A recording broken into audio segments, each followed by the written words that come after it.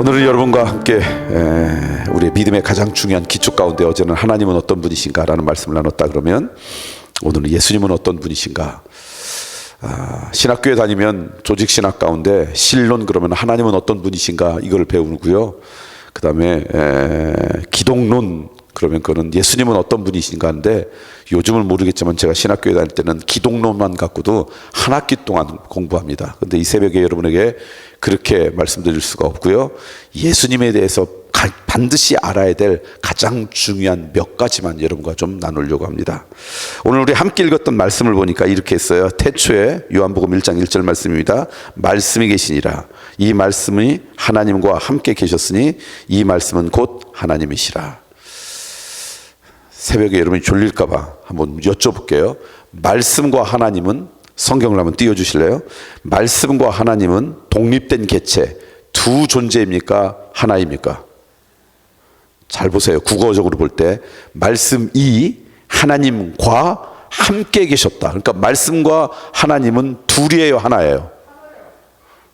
둘이죠, 그죠? 말씀이 하나님과 함께 있었으니까. 그런데 말씀은 곧 하나님이시다. 하나예요, 둘이에요? 하나. 그럼 말씀과 하나님은 둘이에요, 하나예요? 아우, 야, 이런 정답 들어본 지 참 오래됐는데, 둘이면서 동시에 하나이고 하나이면서 동시에, 이게 정답이에요. 이게서 나온 게 삼위일체라고 하는 우리의 믿음이에요. 성부, 성자, 성령님이 각각 독립된 개체이면서 동시에 한 분이십니다. 그러니까 말씀과 하나님은 각각 독립된 것 같으면 동시에 뭐라고요? 하나예요. 그러니까 말씀은 곧 누구라고요? 하나님이세요. 14절 읽어볼까요? 근데 그 말씀이 어떤 일을 하셨는가? 함께 읽겠습니다. 시작. 말씀이 육신이 되어 우리 가운데 거하심에 우리가 그의 영광을 보니 아버지의 독생자의 영광이요 은혜와 진리가 충만하더라. 말씀이, 그러면 말씀은 곧 누구예요? 하나님이, 아까 1절 말씀 읽었잖아요. 그러니까 말씀이는 곧 누구라고요? 하나님이 육신이 되어 우리 가운데 거하셨다. 누굴 얘기해요? 예수님. 예수님은 어떤 분이신가? 첫 번째, 하나님이 육신이 되어 우리 가운데 계신 분이다. 그러니까 어제 말씀드렸어요. 하나님은 영이십니다. 요한복음 4장에 있는 말씀이에요. 하나님은 영이시니까 우리의 물리적인 눈으로 볼 수 있어요, 없어요? 없어요. 영적으로 봐야 돼요. 근데 영이 꽉 막힌 사람들, 영이 태어나지도 않고 그거에 관심이 없는 사람 때 하나님 믿어라 그러면 뭐라고 이야기하냐면, 그들의 영적인 수준이 한 살도 안 돼가지고 내 눈에 하나님을 보여줘. 그럼 내가 믿을게. 그럴 때 그 하나님을 보여줄 수 있다고요, 없다고요? 없다고 어제까지는 믿었어요. 근데 보여줄 수 있어요. 그 하나님이 우리 눈에 보이는 육신의 모습을 입고 이 땅에 오신 분이 누구예요? 예수님이니까 그 하나님이 영이셔서 우리가 볼 수는 없지만 우리의 육체를 입고 이 땅에 오신 분이 예수님이니까 예수님을 설명하면 누굴 보여준 거예요? 하나님을. 근데 복음서를 읽어보면 예수님이 구체적으로 이 땅 가운데 오셔서 활동했던 게 있잖아요. 그러니까 하나님은 영이셔서 우리가 보이지 않지만 그분이 육신을 입고 이 땅에 오신 분이 예수님이야. 그러니까 예수님을 본 사람은 곧 누굴 봤다고요? 예수님이 그러셨잖아요. 나를 본 자는 곧 하늘에 계신 아버지를 본 자라고. 나의 말을 듣는 사람은 결국 하늘 아버지의 이야기를 들은 거라고. 그래서 예수님을 소개하면 하나님을 보여줄 수 있어요, 없어요? 그렇게 열심히 했는데 그게 말이 돼? 하나님 보여줘, 내가 믿어. 계속 이래요. 그럼 어떻게 설명하겠어요? 설명이 안 돼요. 그것은 알고 싶은 마음이 아니라 마음이 닫힌 거예요. 마음이 닫히는 것은요, 논리로 마음을 열 수 없어요. 제가 보니까 논쟁에서 이겨가지고 전도해온 사람 한 명도 없더라고요. 논쟁에서 우리가 지면 거봐 그리고 안 믿고요, 논쟁에서 우리가 이기면 기분 나빠서 교회 안 나와요. 마음이 닫힌 것은 논쟁으로, 논리로 마음을 여는 게 아니라 마음은 뭘로 열려요? 사랑과 관심으로 열는 거예요. 닫힌 마음은 사랑과 관심으로 여는 거지 논리로 열지 않아요. 그래서 전도는 논리로 하는 게 아니라 뭘로 하는 거예요? 사랑과 관심을 줄 때. 그래서 어느 날 그 마음이 열리면요, 콩으로 매주를 쓰는데도 다 믿어요. 맞나요? 파스로 매주를 쓴다고 해도 다 믿어요. 이게 맞는 원래 말이죠. 아무튼 닫힌 마음은요, 사랑과 관심으로 여는 거지 논리로 여는 게 아니에요. 자, 그러나 우리는 말씀이신 하나님이 우리의 눈에 보이는 육신으로 우리 가운데 찾아와서 우리의 눈으로 하나님이 어떤 분인지를 알 수 있는 그분이 누구라고요? 예수님이세요. 자, 그럼 여기서 이제 질문해야 돼. 무슨 질문이냐면, 왜 하나님께서 육신인 우리를 입고 이 땅에 오셨을까? 두 가지를 여러분 설명하건데, 하나는 말씀이신 하나님이 우리의 육신의 모습을 입고 이 땅 가운데 오신 게 어느 정도 중요한 거냐면요, 어느 정도 놀라운 거냐면요, 하나님은 피조물이에요. 하나님은 창조주예요. 우리는 피조물이에요. 존재 자체가 달라요. 창조주가 피조물의 몸을 입고 이 땅 가운데 오셨다는 것은 엄청난 사랑이에요. 예를 들면, 여러분 혹시 집에 반려견이나 뭐 이런 거 키우는 분 계실지 모르겠어요. 개는 창조주의 피조물이에요. 우리 인간은 창조주의 피조물이에요. 우리는 동격이에요. 물론 우리는 만물의 영장이고 그 차이지만 둘 다 피조물이에요. 창조주가 아니에요. 제가 요즘은 집안에 반려견과 그걸 저는 키우지 않습니다. 알러지가 있어, 털 알러지가 있어서, 그래서 별로 이렇게 제 건강에 좋지 않아서 이제 키우지 않아요. 근데 꼭 신방 가면 강아지들이 나한테 오더라고요. 그러면 그냥 참고 예배드리고 빨리 제 차에 가가지고 알러지 약을 빨리 먹지 않으면 하루 종일 재채기하고 눈이 충혈되고 그래서 키우지 않는데, 제가 어렸을 때는 개를 참 좋아했습니다. 제 어렸을 때 개는 가정에서 키우는 개가 아니었어요. 왜냐면 우리도 먹기 힘든데 어떻게 개를 가정에서, 그때는 다 마당에서 키우는 엑스개 있잖아요. 그러다가 어느 날 여름 되면 사라지고 뭐 그런 개지만 그런 개를 마당에 놓고 그냥 키웠어요. 근데 제가 개를 얼마나 사랑했냐면, 반려견이 아니에요. 애완용 동물이 아니에요. 바깥에서 키우는 엑스개라고 부르는 개 있잖아요. 그런 개인데 어느 날 제 동생하고 몰래 바깥에 우물에서 얘를 목욕을 시키는 거예요. 그리고는 어머니 몰래 제 방에 데리고 와서 재웠어요. 이게 이 애완동물이 아니라 바깥에 있는 그걸, 그러면 그 다음날 어머니가 보시고 그냥 난리 치는 거예요. 그러지 않겠어요? 아니, 바깥에서 키워야 될 개로 하니까 뭐 엉망이 되죠. 그러면 잔뜩 혼나고, 또 있다가 어느 정도 되면 또 제 동생하고 그 개를 이렇게 막 목욕시켜가지고 제 방에 이렇게 재울 만큼 그렇게 개를 좋아하고 사랑했어요. 그런데 제가 개를 그렇게 좋아하고 사랑했는데, 학교에 갔더니 친구가 저보고 개를 좋아하고 사랑한다고 저한테 개 같은 놈 그러면 기분이 너무 좋았을까요?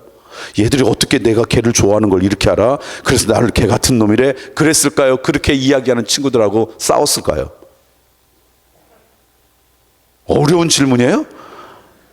저는 개를 그렇게 사랑했지만 개와 동격으로 비교되는 것을 받아들일 수 없이 싸웠어요. 근데 자 보세요. 저는 창조주의 피조물이에요. 피조물. 개는 창조주의 피조물이에요. 그런데도 그래요. 근데 하나님과 오늘 우리는요, 한 분은 창조주고 우리는 피조물이에요. 우리가 개가 되는 것보다 하나님이 육신의 몸을 입고 이 땅에 오는 게 훨씬 더 큰 사건이라는 거예요. 그만큼 하나님이 우리가 무슨 동물이 되는 것보다 훨씬 큰 사건인 창조주이신 하나님이 인간의 모습을 입고 이 땅에 오신 것이, 그게 하나님이 우리를 향한 사랑이라는 거예요. 근데 왜 그럼 하나님께서 이 놀라운 일을 하셨을까? 왜 하나님께서는 창조주이신 하나님이 피조물인 우리들의 몸을 입고 이 땅 가운데 오셨을까? 이유가 있어요. 제가 언젠가 이거를 깨달은 계기가 되었는데요. 제가 군대 생활을 서울에서 했습니다. 서울 근교에서 육군 병원에서 근무를 했어요. 여기 춘천은 아니지만 저 서부와 중부 전선까지 있는 전방에 있는 군인들이 훈련을 받거나 뭐 그러다가 다치면 사단에 있는 의무대 가서 치료를 받아요. 근데 치료를 했는데 2주 이상, 한 달씩, 한 달보다 더 많이 아프다 그러면 사단 의무대에서 다 치료를 못해요. 그러면 그분들이 그 밑에 있는 병원으로 와요. 그걸 야전병원이라 그래요. 종합병원이라고 생각하시면 돼요. 그 종합병원에 와서 치료를 받아요. 여기는 한 달에서 3개월쯤 치료를 받으면 이제 부대로 갈 수 있어요. 여러분 3개월 치료받는다 그러면 굉장히 많이 치료받는 겁니다. 그래서 치료받아요. 근데 이 사람들은 많이 아파가지고 여기서도 치료되기가 힘들어. 그러면 그 뒤에 있는 종합병원 중에 뭐 큰 종합병원이라고 생각하면 돼요. 그 병원으로 와요. 후송병원이라고 하는데 이게 우리나라 육군에 3개 있었어요. 저 있을 때. 그 중에 하나가 제가 근무하던 병원이에요.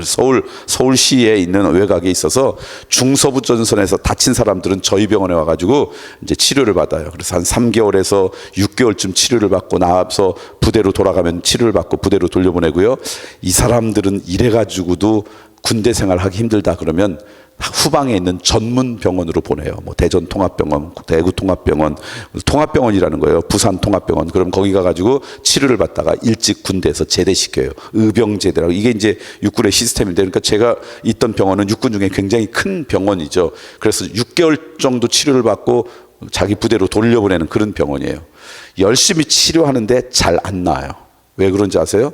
이 군인들이 빨리 나으면 어디 가야 돼요? 고생하러 가야 되잖아요. 병원 가면 약도 주고 밥도 주고 편하니까. 그러니까 열심히 치료를 약을 먹어도 잘 안 나요. 마음으로 나을 마음이 없어요. 그래서 육신이 낫는데 마음도 중요하다는 걸 알았어요. 그리고 약도 주면 빨리 나면 자기가 고생하러 하니까 약을 잘 먹지 않잖아요.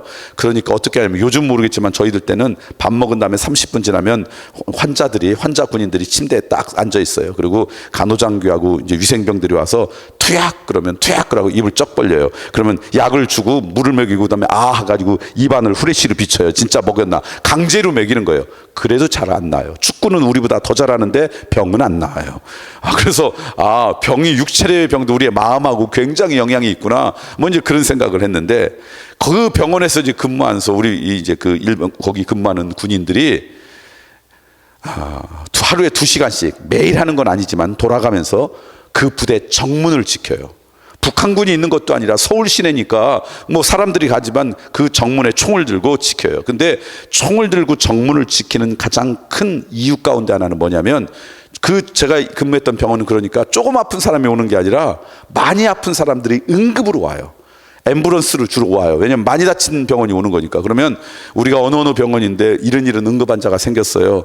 그래서 갑니다. 앰뷸런스 번호가 몇 번입니다. 그러면 그것을 딱 기억했다가 다른 차들이 오면 세워가지고 왜 오는지, 무엇 때문에 오는지 확인하고 그걸 확인한 다음에 차를 들여보내지만, 연락을 받은 응급 그 앰뷸런스가 오면 세우지 않고 바로 응급실로 보내는 거예요. 연락을 받자마자 응급실에 이런 환자가 곧 옵니다. 몇 분 후에 올 것입니다. 연락을 해놓고 하는 게 정문의 보초가 하는 일이에요. 때로는 연락이 온데 응급 헬리콥터를 타고 온다. 그러면 응급실에 이야기하면 헬리콥터를 담당하는 병사들이 가서 거기서 대기하고 있다. 뭐 이제 그런 일을 하는 거예요. 근데 여러분, 아무리 병원이 큰 병원이어도 날마다 앰뷸런스가 오는 게 아니잖아요. 그럼 우리나라 군인들이 대부분 그냥 다 다치게 해요. 하루에도 몇 번씩 오지만 내가 2시간 쓰는 동안 날마다 오는 게, 어떤 때는 2시간 동안 아무도 안 올 때가 있어요. 그럼 감사한 거죠. 다친 사람이 없다는 거. 대신 2시간 동안 아무것도 없는데 총 들고 보초를 쓴다는 게, 정문을 지킨다는 게 되게 지겨워요. 그러니까 이 생각도 했다, 저 생각도 했다, 뭐 길거리 지나가는 사람들도 구경을 했다, 뭐 이러면서 보내요. 어느 날 그렇게 이제 보내고 있는데, 제가 이제 저희 부대에 들어오는 도로가 포장된 게 아니라 흙으로 된 도로였어요. 포장도로 와서 들어올 때는. 근데 거기에 개미들이 떼를 지어서 셀 수 없이 많은 개미들이 이 도로를 지나가는 거예요. 쭉 줄을 서가지고 쭉 지나가는 거예요. 그래서 제가 개미들을 보면서, 아니 쟤들이 어떻게 서로 이야기를 해서 앞에 간 개미들을 따라서 이 수많은 개미들이 저쪽으로 지나갈까, 이렇게 이제 구경하고 있는데 연락이 왔어요. 20분쯤 후에 앰뷸런스 번호가 몇 분쯤 오는데 그 병원에 도착할 거라고. 그래서 응급실한테 어느 환자가 옵니다. 그렇게 연락을 하고, 그 다음에 이제 그 앰뷸런스를 딱 기다리는데 갑자기 무슨 생각이 드냐면, 앰뷸런스가 여기를 지나가면 이 개미들이 어떻게 되겠어요? 갑자기 개미들이 불쌍해 보이는 거예요. 제가 개미를 아끼게 생겼잖아요. 그래서 안 되겠다. 20분이면 이 도로에 진입한 개미들은 다 이미 도로를 지나갈 것이고, 아직 도로에 진입하지 않는 개미들은 도로로 못 가게 해야 되겠다. 내가 개미를 좀 구원해야지. 그래서요, 제가 이 군인들이 신는 신발 있잖아요. 옛날엔 그 워커라고 그랬는데 전투화라 그러죠. 그걸로 흙들을 모아서 개미들 위에다가 담을 쌓았어요. 제가 이렇게 싼 담이 별것 아닌 것 같지만 개미 입장에서 보면 만리장성보다도 더 높았을 거예요. 갖지 말라고. 근데 이 개미들이 제 고귀한 뜻을 무시하고 그것을 굳이 넘어가지고 계속 도로로 가는 거예요. 도로로 가면 어떻게 되는데? 죽는데. 그래가지고 제가 가지 말라고 그러면서 막 침도 뱉었어요. 그래도 아랑곳 없이 전부 다 그냥 이 도로로 들어가는 거예요. 그때 제가 무슨 생각이 들었냐면, 내가 개미 말을 해서 개미와 소통될 수 있으면 얼마나 좋을까. 개미 말이 어떤지는 모르지만 제가 만약에 따다다 두두두 따다다 이랬어요. 개미야 일리 가면 너희들 죽어. 그러니까 일리 가. 그랬더니 개미들이 땡큐. 그러면 얼마나 좋을까. 그때 제가 깨달았어요. 왜 창조주이신 하나님이 피조물인 우리의 인간의 몸을 입고 이렇게 찾아오는 놀라운 역사를 일으키셨을까? 이유는 하나예요. 우리를 뭐하기 위해서? 구원하기 위해서. 수도 없이 말씀을 했어요. 예언자들 통해. 너희들 일리 가면 죽는 길이야. 사망의 길이야. 경고했어요. 근데 사람들이 듣지 않았어요. 하나님의 말씀에 커뮤니케이션하지 않았어요. 그러니까 하나님이 내가 너희들하고 직접 이 말을 찾아가서 해야 되겠다. 그래서 너희들을 구원해야 되겠다. 그래서 이 땅 가운데 찾아오신 분이 누구라고요? 예수님이세요. 그러니까 예수님은 하나님이시면서 동시에 독립된 개체이면서 동시에 하나이세요. 그런데 이 땅 가운데 오신 것은요, 하나님의 놀라운 사랑의 증거가 우리 예수님이세요. 창조주가 피조물이 되었다라는 거예요. 근데 무엇 위해서 하기 위해서 그렇게 우리를 사랑하셨는가? 우리를 뭐 하기 위해서? 구원하시기 위해서. 그래서 예수님께서 이 땅에 오셔서 하시는 일이 뭐냐? 성경을 한번 읽어볼까요? 베드로전서 2장 말씀 읽겠습니다. 베드로전서 2장입니다. 베드로전서 2장 24절 말씀. 예수님께서 그렇게 말씀이 육신이 돼서 이 땅에 오셔서 우리를 구원하시기 위해서 오셔서 하시는 일이 두 가지예요. 자, 함께 읽겠습니다. 시작. 친히 나무에 달려 그 몸으로 우리 죄를 담당하셨으니 이는 우리로 죄에 대하여 죽고 의에 대하여 살게 하려 하심이라. 그가 채찍에 맞음으로 너희는 나음을 얻었나니. 나무에 달렸다는 것은 어디에 달렸다는 거예요? 십자가에 달리셨다라는 거예요. 그런데 예수님께서 십자가에 달리신 목적이 두 가지래요. 십자가에 달리심으로써 우리에게 주신 것이 두 가지라는 거예요. 하나는 죄에 대해서는 어떻게 하고? 죽게 하고, 두 번째는 의에 대해서는 살게 하는 것. 그러니까 예수님은 어떤 분이냐면 이 땅 가운데 찾아오셔서 우리를 구원하기 위해 찾아오신 하나님이시고 예수님이신데, 오셔서 두 가지를 하세요. 하나는 우리의 죄에 대해서는 뭐하게 만들어요? 죽게 만들어요. 우리의 죄에 대해서는 죽게 한다는 건 뭘까? 요한일서를 읽어볼까요? 요한일서 말씀을 읽어보니까 이렇게 말씀하고 있어요. 요한일서 1장 9절 말씀 읽습니다. 함께 읽겠습니다. 시작. 만일 우리가 우리의 죄를 자백하면 그는 미쁘고 의로우사 우리의 죄를 사하시며 우리를 모든 불의에서. 그러니까 오늘 우리가 죄를 지어요. 우리가 어떻게 완전하고 완벽한 인생이겠어요? 우리의 연약함 때문에 이러저렇게 죄를 짓게 되잖아요. 그러면 오늘 우리들이 그것을 갖고 가만히 갖고 있는 게 아니라, 왜냐하면 죄의 싹은 뭐예요? 사망이잖아요. 죽음이잖아요. 구원의 길에 쓰지 않는 거예요. 우리는 스스로 깨끗해질 수 있는 존재가 아니에요. 그러니까 내가 죄가 우리 가운데 올 때마다 뭐 하면 되는 거예요? 주님 앞에 나가서 우리 죄를 뭐 하면? 자백하면. 우리의 죄를 자백한다는 걸 다른 말로 하면 뭐예요? 회개하면. 하나님은 의로우고 미쁘셔서 우리가 하나님 앞에 죄를 자백할 때마다, 회개할 때마다 우리를 어떻게 해주신다고요? 깨끗하게 해주세요.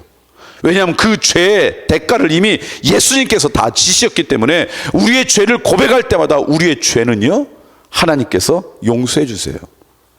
그러니까 오늘 우리가 죄로부터 깨끗할 수 있는 비결은 한 가지예요. 뭐 하면 되는 거예요? 회개하면 돼요. 회개할 때마다 우리가 죄에 대해서 예수님이 죽게 만드셨어요. 어떤 죄에 대해서 누군가가 대가를 이미 치르면요, 다른 그 사람이 그 대가를 치르지 않아도 돼요. 예를 들면 이런 거예요. 제가 언젠가 책을 읽다 보니까 어느 목사님이 쓴 글 가운데 이런 게 있더라고요. 우리나라 사람이 이제 일제 시대가 시작되고 그러면서 우리나라 나라도 잃어버리고 그러니까 우리나라에서 살기 어렵기도 하고 그냥 살면 안 되겠다는 사람이 만주 쪽으로 가가지고 거기에 정착해 산 사람도 있고요. 나중에 예수님을 믿은 사람들 가운데는 그 선교사님들 때문에 미국이라는 나라를 알고 그래서 미국으로 이민 가기 시작했습니다. 최초의 이민자가 1903년도에 제물포, 그때 인천이죠. 인천에서 한 100여 명이 되는 사람이 배를 타고 하와이에 있는 사탕수수 농장에 이민 간 사람들이에요. 근데 그 중에 반은 크리스천들이었어요. 그리고 그 크리스천들의 대부분은 감리교회였어요. 왜냐하면 인천에 맨 처음 세워진 교회가 감리교회였기 때문에 그래요. 그러면서 이제 이민 역사가 시작됐는데, 우리나라보다 이민의 역사가 조금 빠른 나라가 중국이에요. 중국은 1800년 때부터 이민 갔대요. 그런데 중국 사람들이 미국에 가가지고 했던 많은 일이 뭐냐면 미국의 동서를 횡단하는 철도 공사를 했대요. 그래서 그것을 통해서 돈을 벌고, 그래서 어느 정도 보면 이분들이 어디에 정착했냐면 샌프란시스코나 이런 이 태평양, 샌프란시스코나 LA나 이쪽에 정착한 거예요. 그래서 지금은 좀 달라졌지만 한때 세계에서 제일 큰 차이나타운이 있던 곳이 샌프란시스코예요. 왜냐하면 태평양이니까 중국하고 가까우니까 거기에 정착해서 그렇게 살곤 했대요. 1900년도 초에 샌프란시스코에서 벌어졌던 일이래요. 형제가 미국에 이민 와가지고 죽도록 횡단 철도 공사를 해가지고, 그래서 일을 해가지고 거기서 번 돈으로 샌프란시스코에 정착을 한 거예요. 형제가 둘이 아직 결혼도 하지 않고 이제 젊은 사람이죠. 그리고는 이제 거기서 이제 정착을 하면서, 그래도 자기 고향 가까우니까 언젠가는 고향에 가야 되겠지. 그때는 비행기도 없을 때죠. 그럼 꿈을 꾸고 열심히 일하는데 형은 열심히 일을 했어요. 성실한 사람이었어요. 근데 글쎄 동생은요, 마작에 빠졌어요. 노름에 빠진 거예요. 그러니까 형은 늘 동생 때문에 걱정이었어요. 너 노름 좀 하지 말라고. 막 그래도 그냥 듣는 것 같은데, 일하고 오면 어느새 자기가 벌어온 돈 가지고 가서 노름판 해가지고 다 노름을, 이렇게 돈을 잃어버리고 너무 안타까웠어요. 근데 어느 날 동생이 이게 노름을 가지고 그날도 돈을 다 잃었는데, 딱 보니까 내가 돈을 잃었는데 나하고 함께 했던 사람이 자기들이 한 편인 거야. 짜고 자기를 속여서, 그래서 돈을 다, 자기 돈을 잃었다는 걸 발견한 거예요. 그러니까 갑자기 분노가 솟아올라 가지고요, 미국은 총을 소지할 수 있잖아요. 그러니까 총을 갖고 거기 있는 세 사람을 쏴 죽였어요. 한 사람. 그리고 나서 제정신을 차린 거야. 그때는 막 흥분하고 분노해 가지고 모르고는 사람을 쐈는데, 그리고 나서는 제정신을 차린 거예요. 그러니까 집으로 도망와 가지고요, 피 묻은 신발하고 옷 같은 걸 벗고요, 새 옷으로 갈아입고요, 도피했어요. 형이 일하고 집에 딱 와봤더니 피 묻은 신발이 있어요. 동생 신발이에요. 옷에 보니까 피 묻은 옷이 낭구러져 있어요. 그러니까 형이 딱 생각할 때, 동생이 무슨 사고를 쳤는가 보다. 그게 뭔지는 모르지만, 형이 너무 착해가지고 그 동생 자기 옷을 벗고 동생 옷을 입고 있었어요. 동생이 무슨 큰 사고를 쳤는가 보다. 그러니까 내가 이 동생의 이 잘못을 내가 대신 좀, 그래서 정신 좀 차리게 해야 되겠다. 살인사건인지도 모르고 그러고 있었어요. 근데 얼마 후에 경찰이 닥치더니 이 형을 체포했어요. 그래서 신문을 하다 보니까 그때도 형이 처음 알았어요. 사람을 세 사람이나 죽였다고. 그래서 이 형이 어떻게 했냐면 내가 했다고 인정한 거야. 동생을 살리려고. 그리고 목격자들인데 제가 죽였대요. 왜냐면요, 서양 사람들이 보면 동양 사람들이 그 사람이 같고 그 사람 같고 얼굴이 비슷비슷하잖아요. 우리가 서양 사람 보면 그 사람이 그 사람 같고 비슷하잖아요. 그러니까 목격자들도 저 사람이라고 그러고, 자기도 인정하니까 이 사람이 살인범으로 체포됐고요, 세 사람이나 죽였던 것 때문에 사형을 선고받고요, 그리고 형장이 이슬로 사라졌어요. 사형이 집행됐어요. 동생이 도피해가지고 막 몇 년을 지났는데 느낌이 오는 거예요. 내가 지금 쫓기지 않다는 걸. 이렇게 도망자의 삶을 지면 쫓기고 있다는 게 있었는데, 어느 순간 보니까 자기가 쫓기지 않다는 걸 느낀 거예요. 왜 내가 그렇게 사람을 죽였는데 왜 내가 이렇게 쫓기는 것 같지 않지? 아무도 나를 안 찾지? 그런 느낌이 들어가지고 살살 알아봤어요. 그리고 깜짝 놀라운 사실을 발견했어요. 그 사건이 종결됐대요. 그러니까 왜냐하면 범인이 잡혀가지고 범인을 시인하고, 그래서 그 죄를 다, 그 대가를 치르고 사형당해서 더 이상 그 사건은 진행되지 않고 종결됐다는 거예요.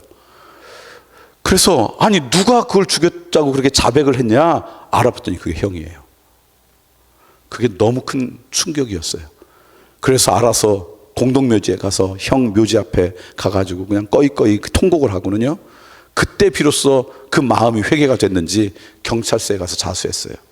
사실은 그때 그건 제가 죽였습니다. 우리 형은 죽이지 않았는데 저를 대신해서 그렇게 거짓말한 겁니다. 그러니까 제가 사실은 죄를 받아야 됩니다. 그렇게 자수했어요. 그랬더니 경찰에서 그 기록을 쭉 보더니 이미 이 사건에 대해서 누군가가 이미 대가를 치렀기 때문에 당신은 기소권이 없습니다. 자유. 우리가 그런 인생이에요. 우리가 이런저런 죄 때문에 하나님은 반드시, 하나님은 사랑의 하나님이세요. 동시에 하나님의 성품 중에 중요한 것은 심판의 하나님이세요. 하나님은 하나님이시기 때문에 우리를 사랑하시지만 동시에 우리의 잘못에 대해서는 반드시 판결을 내리셔야 돼요. 근데 우리를 너무나 사랑하셔서 하나님이 우리를 직접 판결 내리시기 전에 육신이 되신 예수 그리스도께서 그 죄의 대가를 대신 치르셨어요.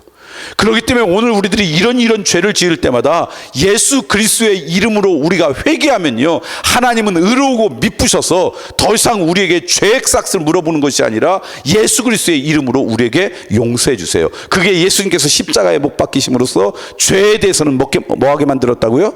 죽게 만든 거예요. 그것을 아셨기 때문에 예수님께서 이 땅에 오셔서 첫 번째 설교할 때마다 뭐 하라고요? 회개하라고. 하나님의 통치와 하나님의 주권이 이룩된 하나님의 나라가 너희들 가까이에 있다고. 그래서 저는 이렇게 생각해요. 회개의 깊이가 우리의 믿음의 깊이예요. 회개를 빨리 하는 사람이 믿음이 있는 사람이에요. 믿음이 정말 우리 안에 믿음이 있는 사람들이며, 그래서 내가 빨리빨리 회개해요. 근데 하나님의 은혜가 없으면요, 죽어도 회개하지 않아요. 자존심 때문에. 근데 이게 믿음이 있는 사람들이요, 그래서 다른 사람한테 제가 잘못했어요, 죄송해요, 이런 얘기를 잘해요. 그래서 그 사람 주변에는요 평강이 찾아와요. 여러분, 가정에서 갈등이 심할 때 한마디만 하면 그 갈등이 다 없어질 텐데, 부부 사이에 그 한마디가 안 돼서 갈등이 점점 깊어져요. 그 한마디가 뭐예요? I am sorry, 미안해. 그러면 다 해결되는 거 아니에요? 그래서 하나님의 은혜가 있고 믿음이 있으면요, 그래, 내 죄를 예수님께서 다 짊어지셨는데, 그래서 그 믿음 때문에 맞아, 내가 잘못했어, 용서해 줘, 이 고백을 우리의 입술 가운데 자존심을 이기고 하게 돼요. 저는 여러분 가운데 회개의 깊이와 빨리가 있는 믿음 있는 사람이 되기를 소망합니다. 그래서 저는 이렇게 생각해요. 교회는요 병원이에요. 여러분 생각할 때, 아니, 저 사람이 어떻게 교회 나와? 교회 나오면 사람이 좀 괜찮아야 되는데 어떻게 저렇게 엉망인 사람이 교회 나올 수 있어? 이렇게 생각하는 사람들이 교회에 있을 수 있잖아요. 근데 예수님께서 그러셨어요. 나는 의인을 부르러 온 것이 아니라 누굴 부르러 왔다고요? 죄인을. 그래서 좋은 교회는요, 그 안에 죄인들이 많은 교회가 좋은 교회예요. 우리가 완전하고 완벽해서 구원받는 게 아니에요. 여전히 우리는 부족해서 진실되게 살아가지만 쓰러질 때가 얼마나 많아요. 그때마다 하나님 앞에 저 죄인이에요, 좀 용서해 주세요. 그러면 하나님의 그 은혜로 우리가 죄사함을 받고 그 힘으로 또 살아가는 게 우리의 그리스도인의 삶이에요. 여러분, 병원에 가면 아픈 사람이 많습니까? 건강한 사람이 많습니까? 좋은 병원일수록 조금 아픈 사람이 많습니까? 왕창 아픈 사람이 많습니까? 이 병원에는 왜 이렇게 많이 아픈 사람이 많아? 별로 안 좋은 병원이네? 그러면 어리석은 사람일 거예요. 교회도 좋은 교회일수록요, 이런저런 흠 있고 말썽꾸러기 죄된 사람들이 많이 와요. 교회는 그런 사람이 오게 돼 있어요. 그리고 뭐 하느냐? 그대로 남아있는 게 아니라 하나님의 은혜로 날마다 회복되고 나아져 가는 곳, 이게 교회예요. 저는 여러분 교회가 그런 은혜가 있기를 소망합니다. 무엇으로 말미암아? 예수 그리스도의 은혜로 말미암아. 어제 말씀드린 것처럼 빛 되시고 사랑하시는 하나님과 동행하니까 내 인생이 조금씩 변해. 어제 저녁 말씀처럼 성령 충만하니까 죄된 모습하고 점점 멀어지고 하나님께서 기뻐하시는 모습이 내 삶 가운데 성령님의 도우심으로 나타나. 그러면서 조금씩 회복되어지는 게 우리 인생인 거예요. 그러니까 여러분에게, 아니, 어느 분 남편 좀, 또는 여러분은 그분 좀 전도해 오세요. 그러면 이런 분이 있어요. 목사님, 제가 마음에 품고 기도하고 있어요. 조금만 기다리세요. 그 사람 끊을 거 끊고, 그래서 좀 사람이 괜찮아지면 그때 제가 교회에 모시러 올게요. 맞아요, 틀려요? 틀려요.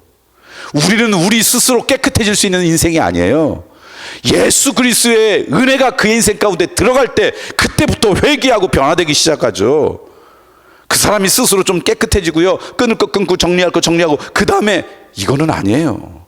하나님의 은혜가 있을 때 우리의 인생이 변하는 거예요. 그 사람 좀 정리한 다음에, 이건 무슨 얘기냐면요, 목욕탕 가는데 집에서 초벌로 때를 좀 베끼고 목욕탕 가는 사람하고 똑같아요. 지저분하니까 목욕탕 가서 깨끗해지는 것처럼 그 사람이 죄인이고 엉망이니까 그 사람이 예수님이 필요한 거예요. 그래서 교회로 모시고 오는 거예요. 그리고 어느 날 하나님께서 강권적으로 역사하시면 인생이 변해요, 안 변해요? 안 변해서요? 변해요. 그게 여러분의 인생이고 그게 제 인생 아닙니까? 그래서 교회는 이런 간증의 고백이, 좋은 병원은요, 그 병원에 갔다가 나았더라, 이런 얘기가 많은 것처럼, 정말 건강한 교회는요, 엉망진창인 사람이 교회 와서 주님의 은혜로 날마다 회복되지는 이야기가 많아야 돼요. 죄에 대해서는 우리 주님이 뭐 했기 때문에? 죽었기 때문에. 저는 여러분 교회가 그런 교회가 되기를 간절히 소망합니다. 저희 교회 지금은 권사님인데요, 이분이 대학교 때 서양 철학을 전공했어요. 그래서 그런지 기독교에 대해서 아주 네거티브했어요. 그것뿐만 아니라 이 사람이 기자가 됐는데 사회부 기자가 됐어요. 사회부 기자로 취재하다 보면 크리스천 중에 잘못하는 사람이 있어요, 없어요? 많죠. 그러면서 점점 어떻게 되냐면 안티 크리스천이 됐어요. 그래서 이 사람이 쓰는 글을 보면 교회에 대한 욕, 뭐 그런 글을 주로 쓰는 안티 크리스천으로 아주 그냥 교회에 대하면 아주 그냥 지긋지긋하게 생각하고 교회에 대해서 돌멩이를 열심히 드는 그런 사회부 기자로 사회생활을 했어요. 그런데 어느 날 누가 소개시켜줘가지고 미팅에 나갔더니 그 부인이 자기하고 의기투합된 거예요. 생각이 너무 맞는 거예요. 부인은 미학을 전공했는데 아주 철저한 안티크리스천인 거예요. 그러니까 이야기가 통했어요. 뭐가 통했느냐? 만나면 교회 욕하는데 서로 카타르시스를 느낀 거예요. 한 번도 두 사람이 교회도 안 다녀본 사람이. 그래서 결혼했어요. 똑똑한 사람들이죠. 그래서 자녀 딸을 둘을 낳는데요, 그러면 행복할 줄 알았어요. 근데 어느 날 보니까 갈등이 심했는데 그 갈등을 해결할 수가 없는 거예요. 방을 각자 쓰기 시작했고, 한 지붕 안에 있지만 이제 마음 가운데 때가 되면 이제 우리 가정을 헤어져야 되겠다, 그런 마음을 서로 마음에 조금씩 품고 있고, 어린 딸을 생각해서 그 결심을 주저하면서 그렇게 살았어요. 근데 그 아내가 이렇게 가정을 깨는 건 아닌 것 같다, 어떻게든지 노력을 좀 해볼까, 그러다가 무슨 생각이 들었냐면 자기 아이의 학교, 같이 학교 다니는 학부모 가운데 늘 얼굴에 그냥 평화가 있고 평강이 있던 그 학부모가 생각났어요. 그래서 그때마다 뭐가 좋다고 날마다 저렇게 웃고 다녀, 뭐 이렇게 막 속으로 별로 안 좋았는데, 그때 기억이 그 사람이 교회 다녔다는 것을 기억하겠어요. 그래서 그 학부모를 만나서 어느 교회 다니냐고 물어봤어요. 자기가 마지막으로 그래도 한번 지푸라기도 잡아보겠다고. 그랬더니 그분이 우리 교회 다니는 집사님이셨어요. 그래서 그 얘기를 듣자마자 이분이 마침 잘 됐어요. 우리 교회 와요. 우리 교회에서 사순절 기간에 우리가 특별 40일 새벽 기도를 했는데 그거 곡 시작되니까 새벽마다 한번 교회 다니세요.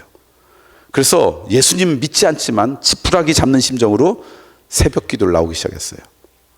주일을 빼고 40일 동안 새벽 기도를 나오는데, 교회를 나와서 그냥 기도하다 보니까 자기 신세가 한탄되니까 그냥 눈물이 나고 뭐가 뭔지는 모르지만 그냥 마음에 유한이 되고 성령께서 그 마음을 만져주시는 거죠. 그래서 빠지지 않고 나오기 시작했어요. 근데 어느 순간 남편이 보니까 새벽마다 부인이 어디를 갔다 오는 것 같아요. 말은 안 하는데.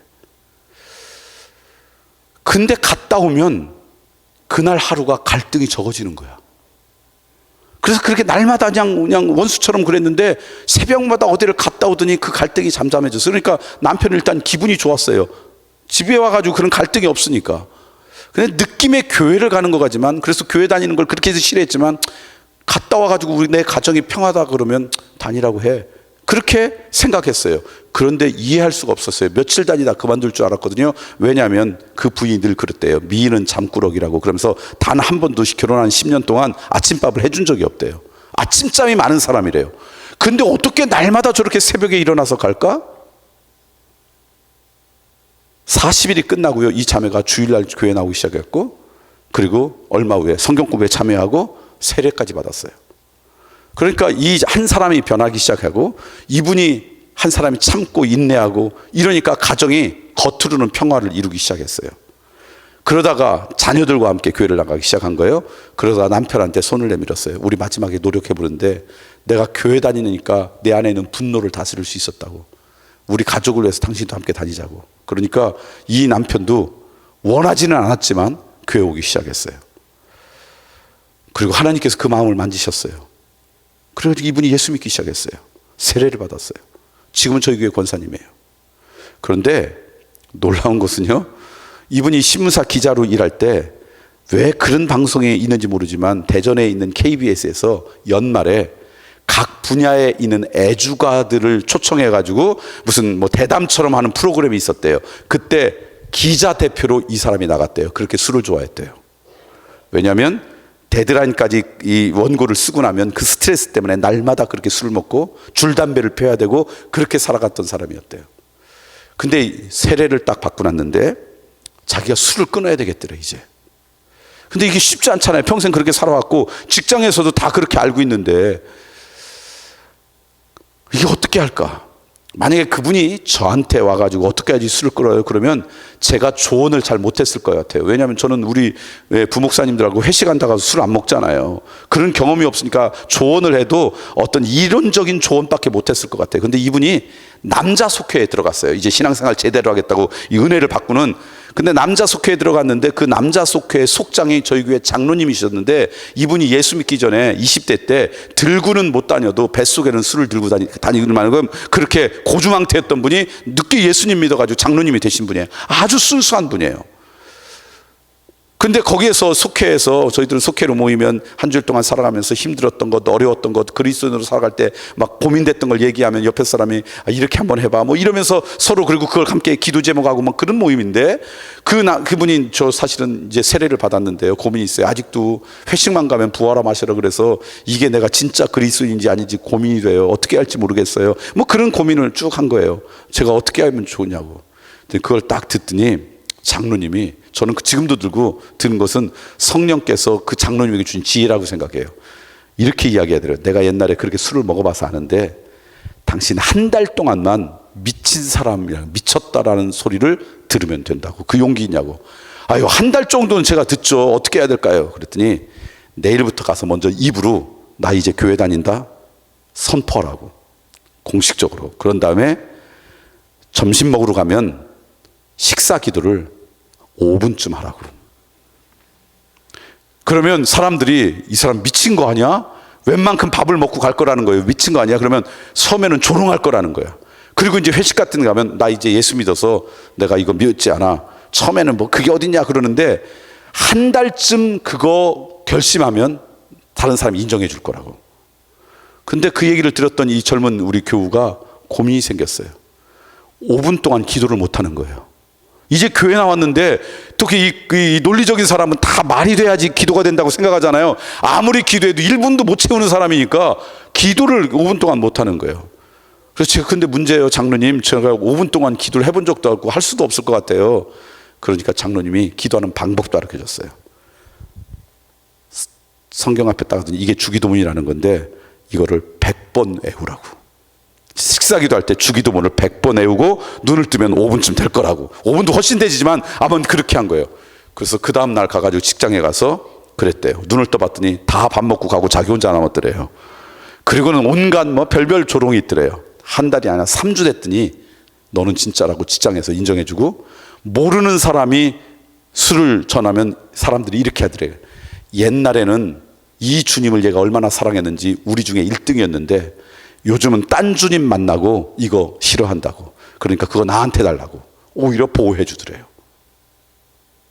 이런 일이 있을 수 있어요, 없어요? 있어요.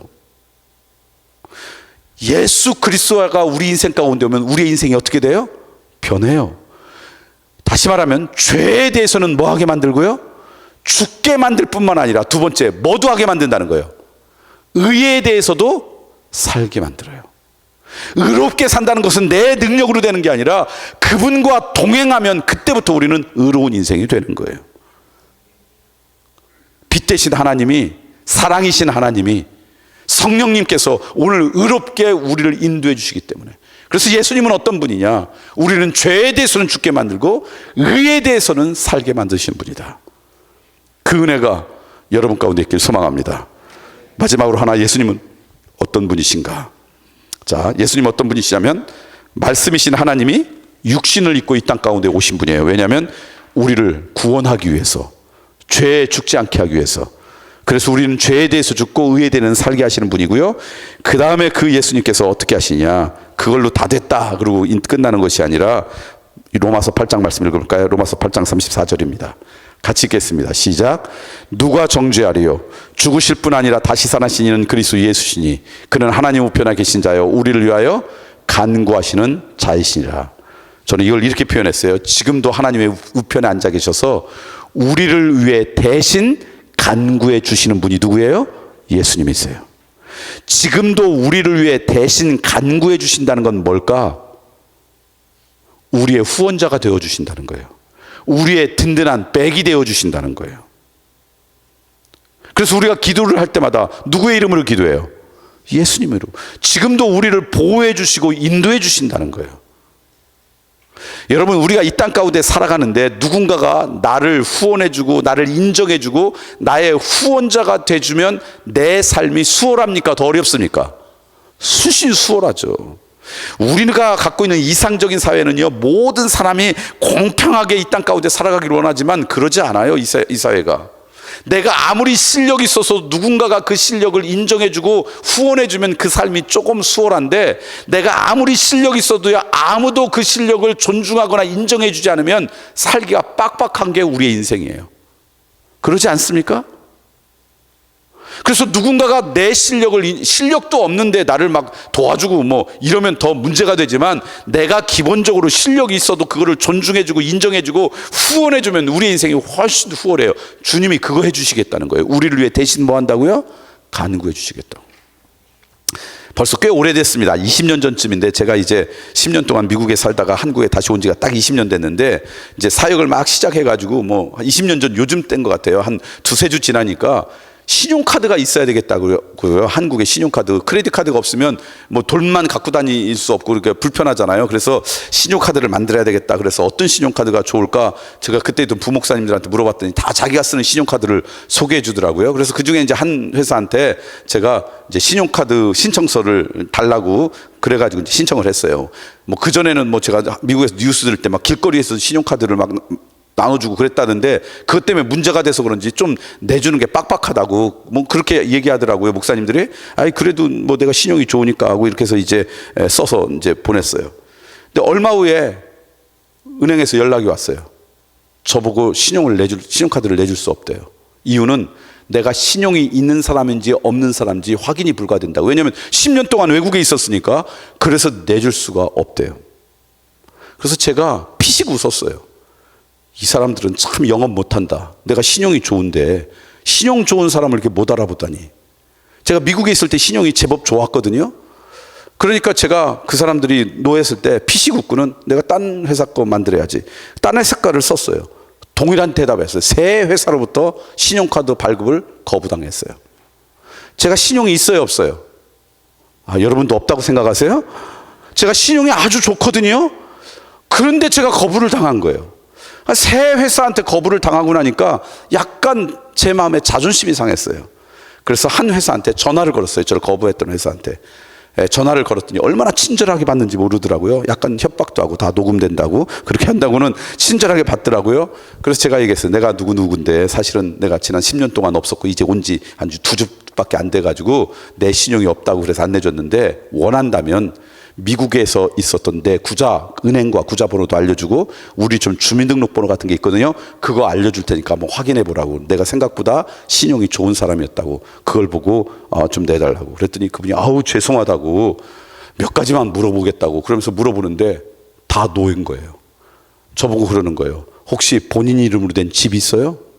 아니 목사가 무슨 집이 있어요? 교회 사택에 사니까. 없는데요. 너 혹시 세금, 이제 미국에서 온 지 2주 됐는데 무슨 작년에 세금을 냈어요. 그리고 그때만 해도 목회자들 세금 안 냈잖아요. 지금은 다 내지만 몇 가지를 물어보는데 다 아닌데 그랬더니 죄송합니다, 못 내주겠어요. 새 회사한테 다 거절당했어요. 제가 신용이 있어요, 없어요? 여러분들 믿지 못하시는군요. 신용이 있는데도요, 아무도 그 신용을 안 해주지 않으니까 크레딧 카드를 못 만들었어요. 그러니까 얼마나 불편해요. 그렇게 몇 달을 살았어요. 씩씩거리면서. 그러다가 제가 주일날 저녁 예배, 그때는 저희 교회 저녁 예배가 있을 텐데 설교하다가 무슨 설교를 하다 예화로 지금 여러분에게 했던 이야기를 조금 더 간단하지만 예화로 그렇게 이야기를 했어요. 그리고 나서 화요일날 제 사무실에 갔더니요, 팩스로 온 깨끗한 신청서도 아니에요. 그냥 흐릿한 팩스로 온 어느 크레딧 카드 신청서가 하나 있고 하이라이트로 여기만 써주세요 라고 메모가 돼 있어요. 그래서 사무실에 전화해서 이게 뭐예요? 그랬더니 저희 사무실에 있던 사무관사가, 목사님 주일 저녁에 예배드렸던 우리 교우 중에 한 분이 은행에 근무하는데요, 그거 듣더니 이거 보내왔대요. 이게 히릿하게 한 팩스를 보내서 요것만 써달라고. 저는 그 전에 막 더 많이 썼거든요. 그래서 그것만 써가지고 보냈어요. 근데 크레딧 카드가 날라왔어요. 잘은 모르지만 그 교우가, 이분 우리 목사님인데 신용이 당장이 있겠지, 그래서 뒤에서 뭐 코사이너가 되거나 뭐가 됐던 것 같아요. 제가 그렇게 노력했는데 전화까지도 왔는데 안내도 주던 그 회가 누군가가 제 신용을 조금 인정해 주니까 수월하게 나왔어요. 근데 그거 아세요? 제가 그거 썼더니요, 한 2년쯤 지나니까 제가 요청도 안 했는데 크레딧 카드에서 전화 왔어요. 제 한도를 올려줄 테니까 제발 허락해 달라고. 그래서 제가 기분 나쁘지만 못 이기는 척 그러라고. 그 다음에 또 한 2년 후에 또 연락이 왔어요. 지금은 제 크레딧 카드 한도가요, 여러분 상상을 초월한 만큼 많아요. 제가 신용이 있어요, 없어요? 이제 여러분 인정해 주세요. 무슨 얘기냐면요, 우리들이 이 땅 가운데 살아가면서 우리가 아무리 실력이 있고 능력이 있어도요, 누군가가 그것을 도와주고 후원해주면 우리의 삶이 훨씬 수월해요. 근데 아무도 없으면요, 이 땅의 질서가 그래요. 이 땅이 여전히 죄의 질서고 죄의 영향이기 때문에 참 살기 힘들어요. 근데 오늘 이 말씀 뭐냐면, 예수님이 우리의 후원자가 되어주신다는 거예요. 예수님이 우리의 지지자가 되어주신다는 거예요. 자, 그럼 우리가 살아가다가 어떤 어려움이 있어요, 문제가 생겨요. 그럼 누구한테 이르면 돼요? 우리의 후원자이신 그분에게, 그 예수님한테 이르면 되는 거예요. 이 후원자가 없는 분은 자기가 그 문제를 해결하려고 애쓰고 노력하고, 그러다 보니까 사람이 거칠어지고 막 그냥 사람들하고 막 갈등하고 싸우고, 그리고 마음에 여유가 없어가지고 조금도 양보도 못하고 그러는데, 뒤에 든든한 백이 있는 사람은요, 삶이 조금 여유가 있잖아요. 나사가 하나 약간 빠진 것처럼 보일 수도 있을 만큼 여유가 있어요. 왜? 내 뒤에 이 문제를 해결해 주시는 든든한 후원자가 있다는 것 때문에. 그렇기 때문에 그리스도인들이 이 땅 가운데 살아가는 방식이요, 다른 사람하고 조금 달라요. 다른 사람은 그것 때문에 갈등하고 막 목소리를 높이는데 우리는 그러지 않아요. 그건 누구한테 이르면 돼요? 내 뒤에 있는 후원자 그분에게. 예수님한테 이른다는 게 뭐예요? 기도한다는 거예요. 그렇기 때문에 정말 믿음의 사람들은요, 기도보다 앞서지 않아요. 내가 뭔가를 결정하고 다 해놓고 문제가 생기면 그때 기도하는 게 아니라, 내가 선택하고 결정하고 행동하기 전부터 뭐예요? 기도해요. 기도보다 앞서지 않고 그분이 어떻게 생각하는지, 내 후원자가 마음에 드는지 그거부터 확인해요. 저는 여러분의 삶이 그런 인생이 되길 소망합니다.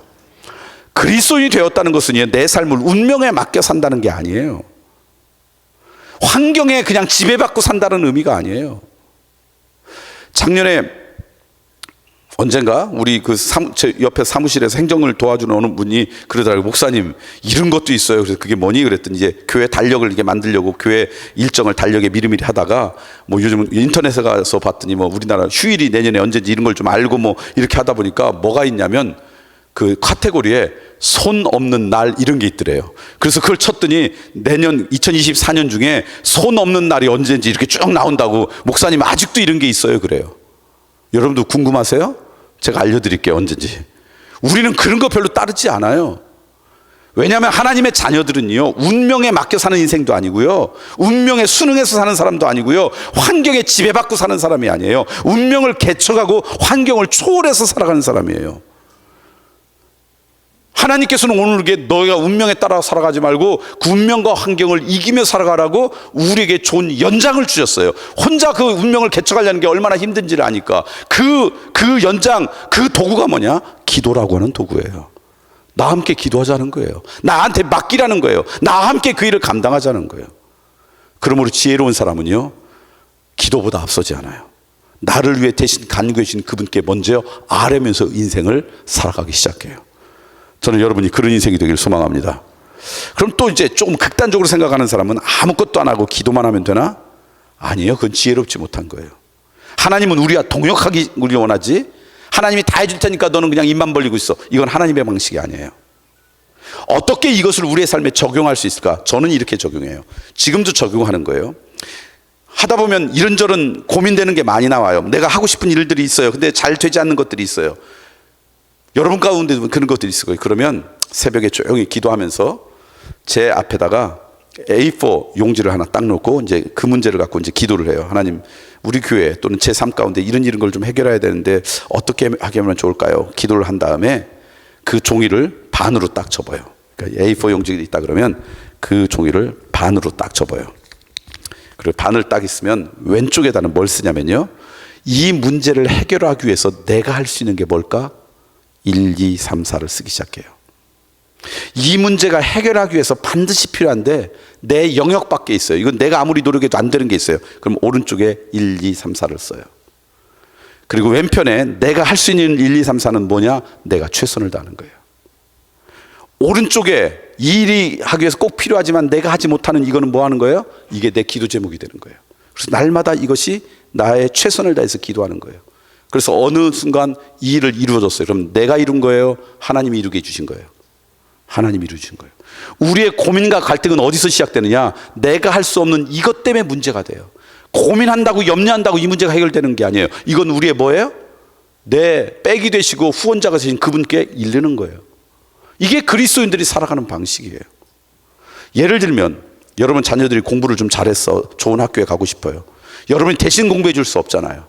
그러면 애가 너 공부 좀 해라, 누굴 닮아서 이러니 맨날 혼내지 마시고요. 누굴 닮았겠어요? 아빠나 엄마 중에 한 사람 닮아서 그런 거겠죠. 그러니까 그러지 마시고 우리 아이가 공부를 좀 잘해서 좋은 학교 가기를 원한다. 어떻게 하면 좋을까? 종이를 딱 써서 왼쪽에는 내가 해줄 수 있는 게 뭘까? 엄마 아빠가 쓰는 거예요. 예를 들면 뭐가 있겠어요? 여기 학생들, 내가 공부를 더 잘하기 위해서 엄마 아빠가 해줄 수 있는 게 뭐예요? 1번 용돈 올려주기, 뭐 이런 거 아니에요? 집에 오면 공부할 수 있도록 분위기도 만들어주기. 애들 공부하라고 그러고 맨날 TV만 보고 그러면 되겠어요? TV를 열심히 보더라도 애들이 오면 빨리 끄고 막 성경 읽는 척이라도 하고 막 이래야 되죠. 분위기를 만들어주기. 필요하다면 얘들을 학원을 보내거나 좋은 과외 선생님을 만나게 해주기. 뭐 이런 게 있잖아요. 음식을, 건강 있는 음식을 잘해서 아이들이 건강할 수 있게 아프지 않도록 해주기. 이건 내가 할 수 있는 거예요. 그렇다고 우리 아이가 공부 잘하는 게 아니잖아요. 좋은 친구를 만나고 싶은데 내가 대신 친구 만날 수 없잖아요. 만날 때마다 정말 공부를 취미로 여기는 그런 애를 만났으면 좋겠어요. 1번 좋은 친구 만나기. 그런데 우리 아이가 공부를 열심히 하는데 시험 때만 되면 실수를 많이 해. 막 마음이 그렇게 이 너비스가 잘 되는 것 같아. 그러면 우리 아이가 시험 볼 때마다 침착하기. 뭐 등등 뭐 이런 게 있잖아요. 우리 아이가 좀 우선순위가 있어서 집중력이 떨어지는 것 같아. 그럼 이 아이가 집중력이 좀 좋았으면 좋겠어요. 오른쪽에 쓰는 거예요. 왼쪽에는 부모님들이 뭐 하라고요? 최선을 다해요. 오른쪽은 뭐 하는 거예요? 열심히 기도하는 거예요. 그리고 그것 때문에 그 삶 가운데 열매가 맺어지면 그건 내가 한 게 아니라 누가 하신 거예요? 우리의 기도를 하나님이 들으셔서 역사해 주신 거예요. 이게 우리가 살아가는 방식이에요. 내 뒤에 누가 있기 때문에, 내 든든한 백이 되주시는, 나를 위해 대신 간구해 주시는 분이 계시기 때문에 저는 그런 은혜로 살아가는 우리 모두가 되길 소망합니다. 이제 말씀을 정리합니다. 예수님은 어떤 분이신가? 참 많아요. 그런데 제가 오늘 여러분에게 가장 중요한 3가지를 말씀드렸어요. 예수님은요, 말씀이신 하나님, 하나님이신 말씀이, 창조주신 하나님이 인간의 몸을 입고 이 땅에 찾아오신 분이에요.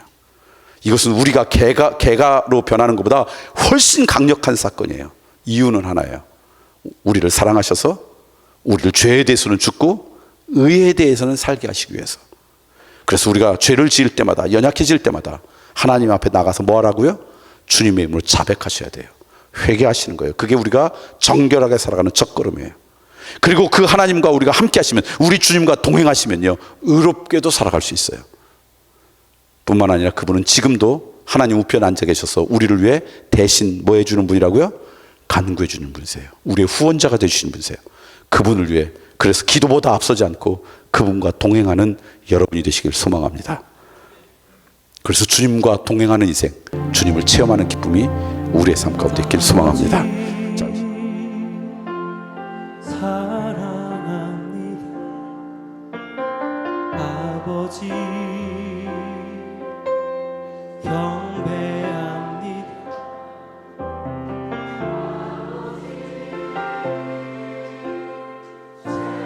채워주소서. 당신의 사랑. 아버지,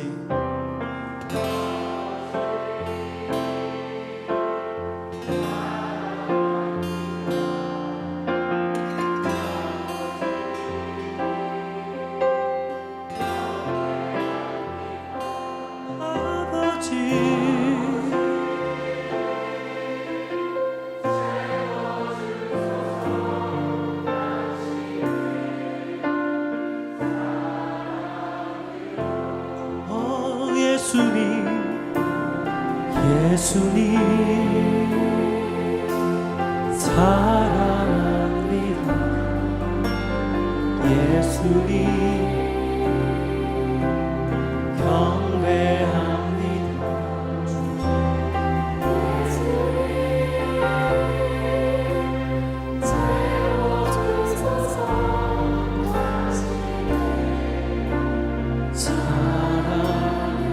우리 성령 하나님 초청하시면서 성령님 성령님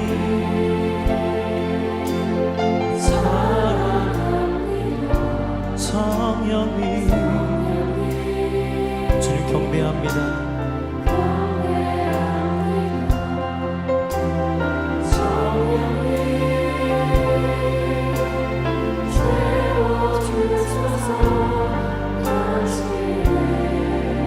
우리 하나님 더 높이 찬양합니다. 아버지 사랑합니다. 아버지 사랑합니다. 아버지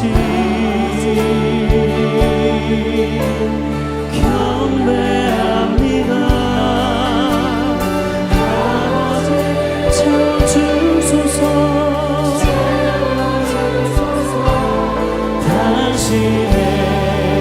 우리 가슴에 손 얹고 마지막으로 함께 고백합니다. 아버지 사랑합니다. 아버지 사랑합니다. 아버지 경배합니다.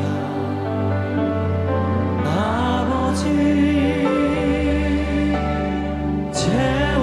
오늘 이 밤에 주님 당신의 사랑을 오늘도 우리 갈급한 심령을 채우실 주님의 사랑을 찬양합니다.